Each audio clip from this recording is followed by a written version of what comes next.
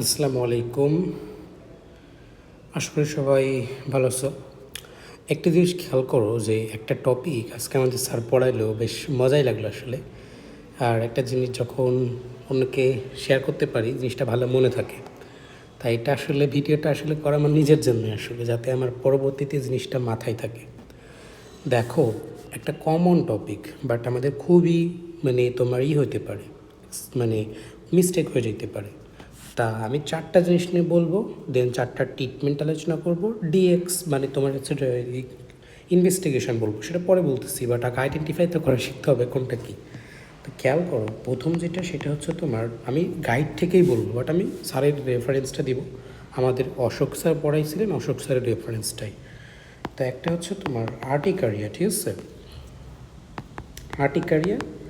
আর একটা টপিক হচ্ছে তোমার হুইলস, ঠিক আছে, WHE হুইলস, WHEALS আর কি। ওকে, আগে আমরা এই দুটা বলতেছি, এই দুটা কীভাবে আইডেন্টিফাই করব। দেখো, যদি তোমার 24 ঘন্টার ভিতরে চুল কাইটে থাকে প্লাস র্যাশটা থাকে, ঠিক আছে, 24 ঘন্টার বেশি থাকে, তাহলে সেটাকে আমরা বলবো আর্টিকারিয়া।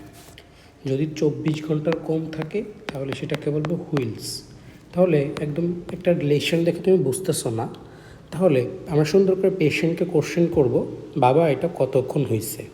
যদি বলে একদিনের বেশি হয়ে গেছে এখনও আছে, আর্টিকারিয়া।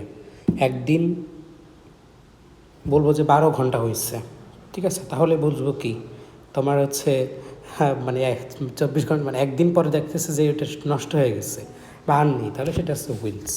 তাহলে হিস্ট্রিটা নেবো, শর্ট হিস্ট্রি, 24 ঘন্টার বেশি না কম। বেশি হলে আর্টিকারিয়া, কম হলে হুইল।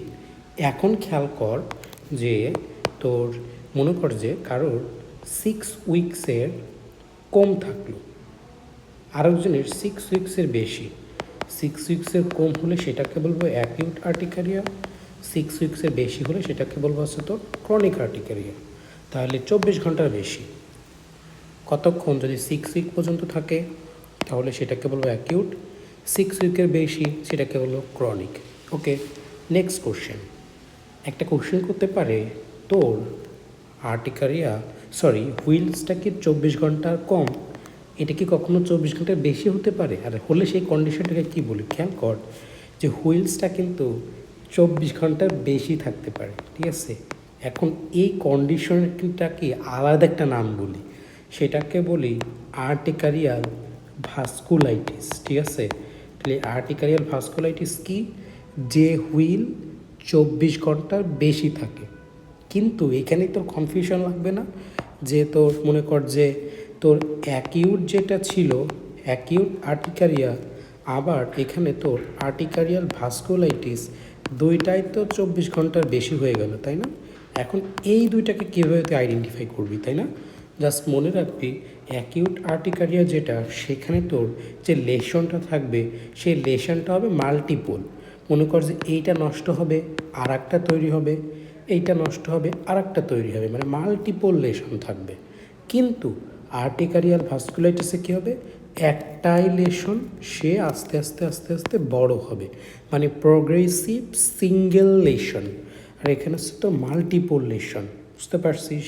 তাহলে অ্যাকিউট আর্টিকারিয়া প্লাস আর্টিকারিয়াল ভাস্কুলাইটিস, দুইটাই 24 ঘন্টার বেশি। কীভাবে আইডেন্টিফাই করবি বা ভাগ করবি, লেশন সংখ্যা কয়টা তার উপর। আশা করি বুঝতে পারছিস। এখন চলাই যে তোর আমরা আর্টিকারিয়া বুঝলাম, হুইলস বুঝলাম, প্লাস আর্টিকারিয়াল ভাস্কুলাইটিস কি সেটাও বুঝলাম। আরেকটা টপিক আছে, সেটা হচ্ছে তোর নর্মালি হয় কি, ওই আর্টিকারিয়ার কমপ্লিকেশন হিসেবে ধরা পড়ে। হ্যাঁ, সেটা হচ্ছে কি, একটা হচ্ছে তোমার অ্যানজিওইডিমা বলতেছি, অ্যানজিওইডিমা, আর একটা হচ্ছে তোমার অ্যানাফাইলেক্সিস। তো অ্যানজিওইডিমার তো জানা আছে, যদি কেউটা সাবকিউটেনিয়াস বা তোর মাস ওই যে সাবমিউকোসাল লেয়ারটা যদি তোর ভেদ করে চলে যায় ইডিমাটা, মানে ইডিমার সাইজ অনেক বড় হয়, সেটাকে আমরা বলে আসছি অ্যানজিওইডিমা। একটা কোশ্চেন মনে রাখবি, পরীক্ষাতে স্যার কোশ্চেন করে যে মোস্ট কমন কজ অফ এনজিওইডিমা, মনে রাখবি সেটা কি, এসিই ইনহিবিটারের অ্যাডভার্স ইফেক্ট। মানে এসি ইনহিবিটার যে ক্যাপ্টোপ্রিল সার্টিন না কী কী ছিল, ওই হিসাবের অ্যাডভার্স ইফেক্ট আসছে এনজিওইডিমা। তাহলে আরেকটা কোশ্চেন তো করতে পারে তোর যে most common cause of urticaria in Bangladesh, তাই না? সেটাকে মনে রাখবে হচ্ছে হেলমিনথিস। হেলমিনথিস, ঠিক আছে? হেলমিনথিসের জন্য আর্টিকারিয়া হয়। তাহলে আশা করি তোরা এই চারটা জিনিস বুঝতে পারছিস যে আর্টিকারিয়া কি, হুইল কি, ভাস্কুলাইটিস কি, এনজিওডিমা কি। আমি আর একবার জাস্ট ছোট্ট করে সামাই বলতেছি, খেয়াল কর।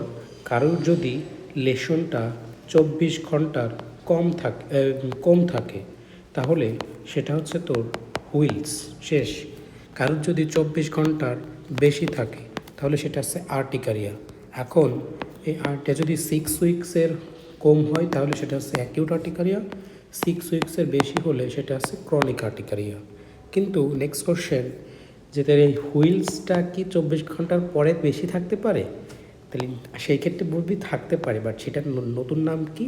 সেটাকে বলি আর্টিক্যাল ভাস্কুলাইটিস, ঠিক আছে? তাহলে আর্টিক্যাল ভাস্কুলাইটিস কি? যে হুইল 24 ঘন্টার বেশি পারসিস্ট করে সেটা। তাহলে দেখ না, এই যে অ্যাকিউট আর্টিকারিয়া আর হুইল দুইটাই তো 24 ঘন্টার পরে পারসিস্ট করতেছে। কীভাবে আইডেন্টিফাই করবি বা ভাগ করবি? তোর এই ভাস্কুলাইটিসটা হচ্ছে তোর single lesion but single progressive, আর অ্যাকিউট আর্টিকারিয়াটা হচ্ছে তোর হচ্ছে মাল্টিপল থাকবে লেশনটা, বুঝতে পারছিস?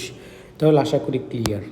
তাহলে তিনটা গেল, আর একটা হচ্ছে এনজিওডিমা। ওই যে তোর ইডিমাটা বা আর্টিকারিয়াল ইডিমাটা যদি সাবকিউটেনিয়াস বা সাবমিউকোসাল লেয়ার পর্যন্ত ভেদ করে চলে যায় সেটাকে আমরা বলতেছি এনজিওডিমা। তাহলে আশা করে বুঝতে পারছিস। ওকে, এখন চলে যে তুই আর্টিকারিয়ার ট্রিটমেন্ট কী দিবি। না, আমি আর্টিকারিয়া নিয়ে কথা বলবো না। আর্টিকারিয়া তিনটা টপিক ক্লিয়ার করার পর আমি আর একটা জিনিস জাস্ট কথা বলবো, সেটা হচ্ছে তোর অ্যানাফাইলেক্সিস, ঠিক আছে?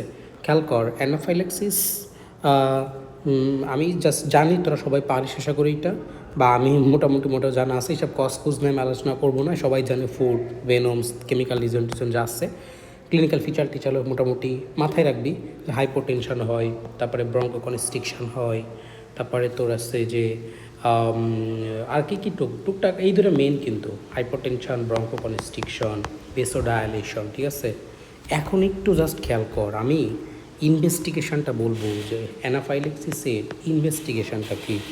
তাই দেখ, একদম প্রথমে মনে রাখবি যে কনফার্মেটরি টেস্টটা হচ্ছে তোর এই যে সেরাম ট্রিপটেস লেভেল, হ্যাঁ। তারপরে তুই আরেকটা জিনিস মনে রাখবি, ওই যে আইজি মেডিয়েটেড না আইজি ইমিডিয়েটেড, তাহলে এটা একটু টেস্ট করে ফেলবি। 3 নম্বরটা আছে সিবিসি টেস্ট করবি। সিবিসি টেস্ট করে কীভাবে বুঝবি যে তোর এটা আর্টিকারিয়া ছিল?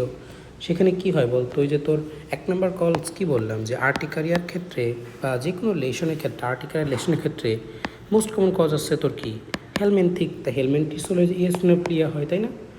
এখন ওই যে এখন তোর হেলমেন্থিস নাকি ভাস্কুলাইটিস, এই দুটাতে কীভাবে আলাদা করবি? দেখ, হেলমেন্থিস তো কোনো ইনফেকশন ডিজিজ না, বাট ভাস্কুলাইটিসটা কিন্তু ইনফেকশন ডিজিজ। তাহলে এই দুটাকে তুই আলাদা করবি ইএসআর দেখে। দেখ, ইএসআর যদি বেশি হয় তাহলে সেটা ভাস্কুলাইটিস, ঠিক আছে? তাহলে এটা আলাদা করে ফেললি। তাহলে মেন কথা 4টা টেস্ট তোর। 1 নম্বরটা আছে ক্রিপ্টেস লেভেল, দেন আইজি লেভেল, দেন তোর সিবিসি লেভেল, আর একটা যে স্কিন পিক টেস্ট করতে পারিস, বাদ দে। এরপরে চলাই তোর অ্যানাফাইলেক্সিসের কি, তুই মেনলি তোর এখানে ট্রিটমেন্টটা কী দিবি? বাট তোর কাছে তো পেশেন্ট আসবে, তুই কীভাবে ট্রিটমেন্ট করবি এটা?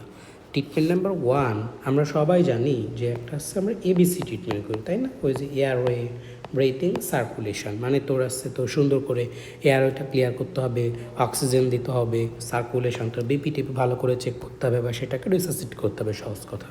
বাট স্পেসিফিক টেস্টে চলে আয়, একদম 1 নম্বরটা মনে রাখবি।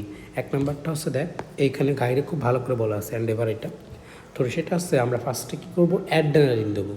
অ্যাড্রেনালিন কী করবো? মাস্ট ইন্টারমাস্কুলারলি দিবি। কোশ্চেন করে কেন ইন্টারমাস্কুলারলি দিচ্ছি, আমি এটা পরে বলি। তাহলে দেখ, অ্যাড্রেনালিন এপিনেফ্রিন যেটাকে বলতেছি তোর 1:1000 ডাইলেশন করে দিতে হবে। কাজ না করলে 5 থেকে 10 মিনিট পর আবার সেম ডোজ দিব। নেক্সট কোশ্চেন, কেন তুই ইন্টারমাস্কুলারলি দিচ্ছিস? কারণ দেখ, তোর এখানে আছে কি, ওই যে মনে রাখবি পেরিফেরাল ভেসোকনস্ট্রিকশন হয়, কিন্তু বুঝতে পারছিস? পেরিফেরাল ভেসোকনস্ট্রিকশনের জন্য আমি কিন্তু আইভি দিতে পারবো না, কারণ হচ্ছে তোর তো ভেসি কনস্ট্রিকশন, তুই দিলে তো ড্রাগটা কাজ করতে টাইম লাগবে, পৌঁছাতে টাইম লাগবে। এই জন্য সুন্দর ইন্ট্রামাস্কুলার দিয়ে দিবি। সহজে সবাই কিন্তু বলে ফেলে আইভি, বাট এখানে ইন্ট্রামাস্কুলার মাথায় রাখিস। নেক্সট কী করবি, অ্যান্টিহিস্টামিন দিবি। 3 নাম্বার দিবি কর্টিকোস্টেরয়েড। এই কর্টিকোস্টেরয়েড কত? কর্টিকোস্টেরয়েড 200 মিলিএমজি বলবি। কেন দিচ্ছিস? মেনলি টু প্রিভেন্ট, এইটা স্যার বলছে রিবাউন্ড ফিনোমেনন অ্যাক্টিভিটি প্রিভেন্ট করার জন্য এটা দিচ্ছিস, ঠিক আছে? এটাই জাস্ট মনে রাখ। নেক্সট কোশ্চেন, তার একটা কোশ্চেন করতে পারি, তা কেন তুই অ্যাড্রিনালিন দিবি বলতো? অ্যাড্রিনালিন দিবি, এটা খুবই দ্রুত কাজ করে, ঠিক আছে? বিপিটা দেখবি স্বাস্থ্য করে বাড়ায় দেয়, কারণ হাইপোটেনশন থাকে, এটাকে বাড়ানো লাগবে তো। তারপরে ভেসিকনস্ট্রিকশন থাকে, এটাকে ঠিক করা লাগবে, এটা যে রিভার্স করে ফেলে ভেসিকনস্ট্রিকশনটা। তাহলে এই ট্রিটমেন্টটা ভালো করে মনে রাখবি, অ্যাড্রিনালিন, আইএম, তারপরে তোর একটা কী দিব, তোর অ্যান্টিহিস্টামিন দিব, তারপরে তোর কর্টিকোস্টেরয়েড দেবো, শেষ, আর কিছুই লাগবে না। তোর অ্যানাফিল্যাক্সিসের ট্রিটমেন্ট আশা করে বুঝতে পারছিস, ঠিক আছে? কী কী ডায়াগনোসিস করবো সেটাও আশা করি বুঝতে পারছিস। ওকে, তাহলে আমি আশা করি তোমরা এটা কিন্তু ভালো করে বুঝতে পারছো। তাহলে দেখো আলটিমেটলি ওই যে তোমার আর্টিকারিয়া, ওইটার ট্রিটমেন্টও কিন্তু সেম প্যাটার্নের ট্রিটমেন্ট, ঠিক আছে? এই ডায়াগনোসিস ওই আলটিমেটলি সেম জিনিস। দেখো আমি যদি আর্টিকারিয়া ট্রিটমেন্টটাও বলি, যদিও আর্টিকারিয়া ট্রিটমেন্ট বা যেটা, সেটা ট্রিটমেন্ট অলমোস্ট সেমই। ফার্স্টে আমরা সে কজগুলো আইডেন্টিফাই করবো এবং সেটাকে রিমুভ করবো। দেখা যাচ্ছে তোর ব্লাড ট্রান্সফিউশন হচ্ছে প্রচুর পরিমাণে, বা ব্লাড ট্রান্সফিউশন করে হঠাৎ তোর আর্টিকারিয়া শুরু হলো, তুই কী করবি? ফার্স্টে ব্লাড ট্রান্সফিউশন বন্ধ করবি না? অবশ্যই করতে হবে। তারপরে নন সিডেটিভ অ্যান্টিহিস্টামিন দিবি। কাজ না হলে তুই কী করবি? আর একটা নন সিডেটিভ দিবি, প্লাস ওর সাথে H2 ব্লকার দিবি। তারপরে তোর এটা তো তোর মাসেলটা ভাঙিয়ে ফেলছে, তাই না? তোর মাসেল স্টেবিলাইজার দিতে হবে, মনোক্লোনাল অ্যান্টিবডি দিবি। ওকে, নেক্সট কোশ্চেন, তারপরে তোর কী করতে হবে? তাহলে এইটুকুই তোর ট্রিটমেন্ট। আরটা কী করতে পারিস? ওই যে তুই কর্টিকোস্টেরয়েড দিতে পারিস, শর্ট কোর্স বাট হাই ডোজে দিতে হবে, ঠিক আছে? এখন এটা তোর মেন ট্রিটমেন্ট। নন সিডেটিভ অ্যান্টিহিস্টামিন, কাজ না করলে আরও অ্যান্টিহিস্টামিন প্লাস H2 ব্লকার, 3 নম্বরে মাসেল স্টেবিলাইজার। ওকে, এখন আর্টিকারিয়া থেকে তো তোর কমপ্লিকেশন কী বলতো? আর্টিকারিয়ার কমপ্লিকেশন আছে দুইটা, অ্যানজিওইডিমা, অ্যানাফাইলেক্সিস। তাহলে দেখ, অ্যানজিওইডিমা যদি ডেভেলপমেন্ট করে, তাহলে তুই মেন কজ কী? ওই যে এসি ইনহিবিটরের কারণে অ্যানজিওইডিমা হতে পারে, তাহলে ওইটাকে সুন্দর করে তুই বাদ দিবি। আর অ্যানাফাইলেক্সিস হলে কী ট্রিটমেন্ট দিবি? ওই যে করে বললামই তো একটু আগে, যেটা বললাম ওইটা আর কি। তাহলে আশা করি তোরা মোটামুটি একটু হলে বুঝতে পারছিস কীভাবে কি আসলে কোনটা কী হয় আসলে, ঠিক আছে? আমি আশা করি তোদেরকে জিনিসটা বোঝাইতে পারছি যে 4টা জিনিস কীভাবে পার্থক্য করবি, আর বা একটা ডায়াগনোসিসটা আসলে কেমন করা উচিত, প্লাস তোদের হচ্ছে এই যে এটা আর কি, প্লাস এই ট্রিটমেন্টটা আসলে কি, ইনভেস্টিগেশন কি। ট্রিটমেন্ট ইনভেস্টিগেশন আলটিমেটলি দিন শেষে তো ওই অ্যানাফাইলেক্সিসের ট্রিটমেন্ট, তাই না? তাহলে অ্যানাফাইলেক্সিসের ট্রিটমেন্ট, ইনভেস্টিগেশন, এটা মাথায় রাখছিস, ঠিক আছে? এইটুকু মাথায় রাখলে হচ্ছে।